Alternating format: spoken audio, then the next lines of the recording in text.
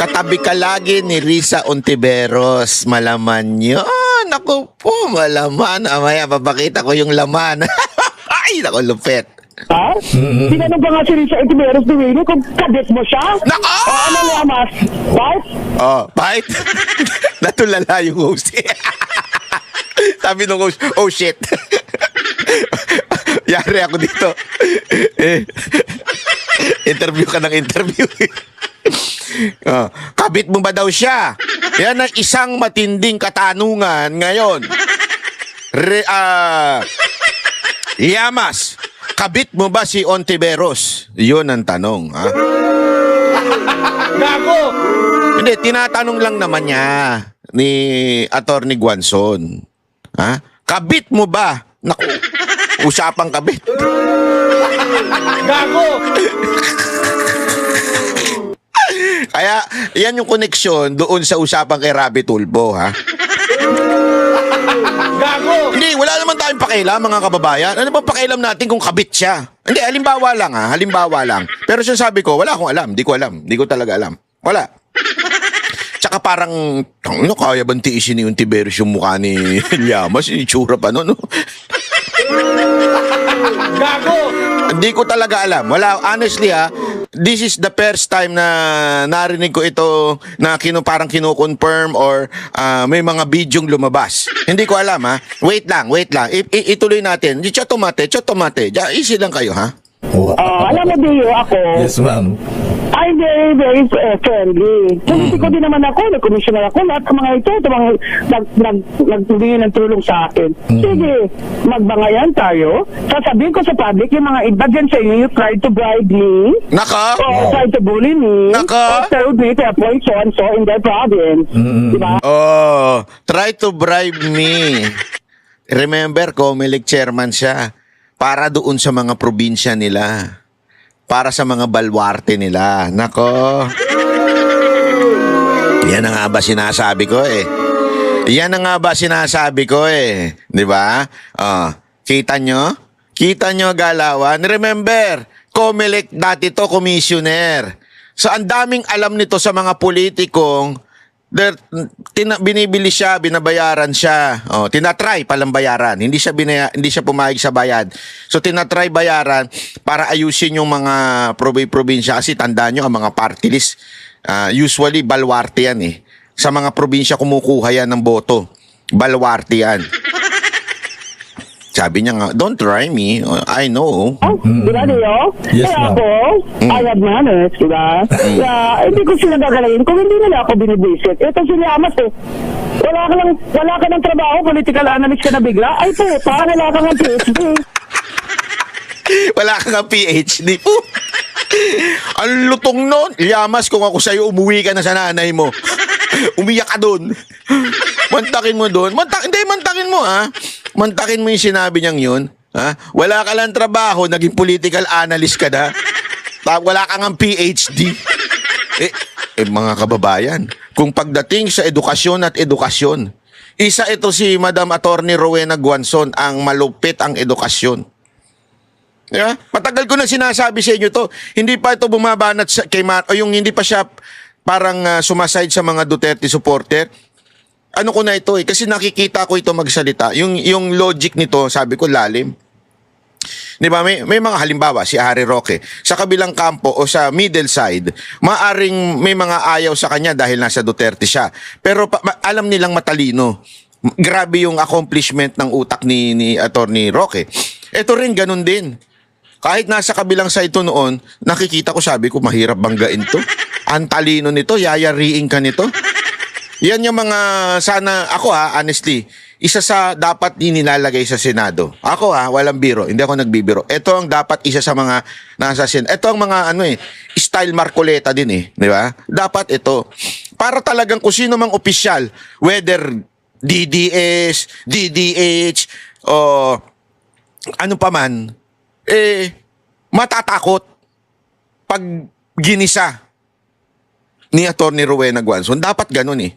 Kaya nga ang ganda ng positioning ni Marcoleta eh, di ba? Mabuti pa yung si Chiangsi. At least na PhD yun. Ano ba yung political analyst mo? Tayo na yung mga walang trabaho eh. Nako po. Mga political analyst daw ang walang trabaho na nilagyan ng title ng mainstream media. Gago! Hindi, alam mo mga kababayan, that's true ha. Yung mga katulad nila Palsis, yung mga si Kristan, yan yung mga walang dating, sa tingin ko, mahina logic. Alam mo yun, nasayang yung title niyang abogado, si Palsis, si Kristan, di na abogado yan. Laking lang yan pasosyal lang yan Yung the rest, di ba? Katulad ni Darian. Yan yung mga yan yung talitalinuhan, pa-English para mukhang matalino. Kasi alam mo ng mga Pilipino pag nag-i-English, matalino yan, tanginang yan, ganun. Matalino pag nag-i-English Tapos, siyempre, yung media naman, bayad ng, alam mo na kung sino nagbabayad dyan, di ba? Tapos, interviewin ito mga to para sila yung magbibigay ng kanilang opinion doon sa nagbayad. Sa media, alam nilang pabor sa kanila yung mga to. Tapos tatawagin ng political analyst. Analyst, sorry. Kasi iba mahilig sa political analyst. Di ba? Alam mo, kinakante ako nitong Yamas. Ang pangit naman niya. Diyos ko, buti na lang hindi siya nagbakla. Kung nagbakla siya, ang pangit ng bakla, no? You know, Dio, ang ayaw ko dito, they're taking advantage. Kasi, ang nililabel nila akong DDS, kaya binabalata nila ako, kasi takot sila na mag-senador ako. Yan. Diba? Ayan. Madam, kung ako sa'yo, pag kayo naging tumakbong senador, isa ako sa mga ngampanya. Kahit saan kampo kayo. Hindi, totoo, walang biro ito. Promise. Ha? Kahit saang kampo si Madam, kahit saang partido siya pumunta, wala akong pakialam doon sa partido Kung ano mang kulay yung puntahan niya. Basta isa ako sa mga ngampanya dito. Bakit? Kailangan natin ng mga ganitong klaseng senador na may prinsipyo. Kasi alam mo, kung ikaw nasa katotohanan ka, hindi ka matatakot sa mga ganitong tao. Kasi you can defend yourself. You can, alam mo yon, lahat ng gusto mong mangyari sa governance mo o doon sa mismong departamento mo, kaya mong gawin dahil totoo ka, honest ka. Di ba? Hindi ka matatakot sa mga ganitong tao. Pero kung talagang tiwali ka at sinungaling ka, isa ito sa yayari sa'yo. Yun ang gusto ko. Ayoko yung aanuhin ko yung mga tapang-tapangan dyan sa Senado tapos pagka ang dami dyan tapang-tapangan pero na ng pera. Hindi to si Attorney Rowena Guanzon. Kaya ako kahit anong kulay nyo, Madam. Pero sana wag naman pinklawan. Kahit anong kulay ninyo, ikakampanya ko kayo. Ako, seryoso ako dyan. Diyos ko niya, mas bagay naman ako magsenador kaysa sa iyo. Tama? Diyos ko. Ba't ba na? Maawa ka naman sa Pilipinas kung ikaw magsenador. Sige, doon ka sa lineup ni Rizon Taveras, pareho kayo mga komunista dyan. Oy, komunista, ayan na. Sabog na yon. Sabog na yon, Brad. Isa kayo sa mga komunista dyan. Pare-pareho kayong komunista. Kasalanan ko ba kung pinanganak ko na hindi ako mahirap? Kaya hindi ako nagkomunista? Ayun! Kayari kayo doon, Brad. Hindi na makaimik yung nag-i-interview. Sa tindi ng sa lupit ng sinasabi ni Madam. Problema sa inyo, gusto nyo komunista, sosyalista? Ay, di ba hindi ako bagay dyan? Sosyalista ako? Sabi niya, komunista, gusto niyo sosyalista. Hindi ako bagay dyan. Sosyalista ako. Sosyal siya, di ba? Commissioner, ayan, ba't ba napunta tayo kay Llamas? Pinag-uusapan natin yung Chinese... Kasi nabasa ko na ngayon ng Facebook post na bumaba tuloy sa testing ko, lako Rolex at kutsi. Talaga wala na, hindi mo kaya, gago ka. Bakla. Di naman naman siya. Bayot! Ang lupit nun, tinawag kang bayot ng isang babae. Alam mo, kung si Sir Jack ang tumawag sa yung bayot, medyo tanggap mo pa Lalaitin mo na lang yung uso niya. O lalaki tumawag sa yung bayot, tanggap mo pa. Pero yung tatawag sa'yo ng bayot, isang babae. Oo! Hindi siguro maintindihan ng mga kababaihan yan. Pero kami mga kalalakihan, alam namin yan. Pag ang isang babae, tinawag kaming bayot. Delicates kayo sa amin. Di ba? Totoo yan. Kaya nga tawagin ka ni Madam Rowena Guanzon ng bayot. Naku po. Although sabi niya, joke naman daw. Huwag mo ko iso ng libel kasi ano lang yan. Etchus lang yan. Hero speech lang yan. Etchus lang yan. If you can dish it out, you should be able to take it, diba? Kung sa English lang ni Miriam Santiago, if you can dish it out, you should be able to take it. Yeah. Inanahan mo ako eh. Ay kung mag-Rolex ka Llamas, talaga mag-iinala na ninakaw mo yan kasi hindi ka naman mayaman eh. O, kasalanan ko ba? Na hindi ako pobre? Pobre. Na I was born hindi pobre? Kasalanan ko ba yan? Hindi naman ako nagnakaw. Kayo lahat, magdanakaw ang mga Naku po. mga magdanakaw dyan sa Congress sa Naku po. milyon-milyon ng mga watch. Naku po. Na dapat mahiya, di ba? May tayo dun sa mga corrupt na mga congressmen. Anyway, Commissioner Mama, balikan natin yung kinasuhan nyo nga daw ba yung Chinese national na sumita sa inyo dyan sa Rockwell? Ano po? Ano yun? Kinasuhan nyo po ba? Nag-file po ba kayo ng complaint? Kinasuhan. Akala ko kinasahan. Hindi po ako nagdadala ng baril na nag-retire ako. Kayo naman. Kinasuhan ko po. Pinadala ko po sa police station and warrantless arrest. Abay, so nung nagbibigay ako ng statement ko doon, lumabas na yung chief of police, kinausap sila. Gusto nila sabi nila sa lawyer ko, na classmate ko, hingi daw sila ng areglo. Kasi may lawyer paghingi ng story. Sabi ko, pwede naman yan, pero yung video niya. Kasi nagkakalat na ngayon yung video na parang ako yung... Ituloy natin yan ha, mamaya. 9 minutes, tuloy natin yan. Ipakita na natin yung sinasabi nating video. Yung video, papakita na natin. Hindi kasi maraming nagsasabi. Totoo ba yung sinasabi ni Attorney Rowena Guanzon? Meron bang yan? Naku po, may lumabas. Ladies and gentlemen, may lumabas at nagulat ako. Tingnan ninyo ito lumabas. At hindi po ito AI hindi po ito AI. Ito po yung lumang interview na kinumpile ng isang tao at may lumabas. Tingnan ninyo kung totoo o hindi. Ako din, hindi ako sure kung totoo o hindi. Pero ang lupit nito. You are going Yan you are going. with Ronald Llamas. So parang dinediretso na ni Madam. Isa pa ito si Munsod, di ba? Mahirap din tong kausap. Naku po. You are going with Ronald Llamas. Tingnan nyo sagot ni Ontiveros ha. Kayo na magsabi kung totoo o hindi. What? Secretary Ronald ay matagal kong kasama What sa does aking that kilusan. Comrade, colleague, at so kasama ko pa rin siya hanggang 3 dekada na kaming magkakaibigan. No offense, he's not married and neither are you. I'm a widow. And he. What about Ronald? Is he married? I think... How can you know him for 30 years and Yeah. not know that he's married or not? He's a- Pak! Sa pool! yun yung malupit eh. Alam mo yung mga... Ito hindi man natin kakulay ito si Munsod. Sa totoo lang pero ang lupit magtanong nito. Ako na-witness ko ito eh. Ang na-witness ko ito na yung sa mismo sa studio, sa TV studio, nagpunta ako na siya yung tapos ito yung nagtatanong. Grabe, ang lupit nitong alin to. Ang lupit nun eh. Kasi dito nabuking siya eh. Ang issue dito, are you going with Llamas? Ang sagot niya, what? Tingnan niyo yung paano, naalala ko tuloy yung mga, hindi ko sinasabi nagsisinungaling si Ontiveros dito pero naalala ko yung mga nagsisinungaling ng asawa. Alam mo yung mga nagsisinungaling na asawa, yung galing sa labas, tapos uminom, tapos sasabi, pag tinanong ng asawa, ba't gayo ka la? Siguro ng babae ka. Sabi, ano? Utang! Siya pa galit, di ba? Siya pa galit na pinagbintangan siya ng babae pero sa totoo lang galing siya doon sa kabit niya. Di ba? Ano yun?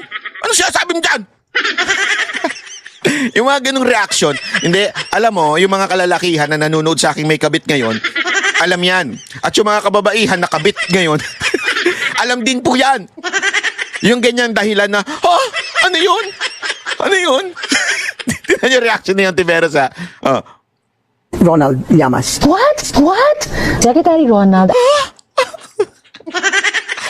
Pero makinis pa si Ontiveros dito Bata-bata pa siya dito. Kung totoo, hindi ko sure Again, hindi ko sure kung totoo. Kung totoo na naging sila ni Llamas, naku. Apakaswerte ni Llamas dyan. Hindi.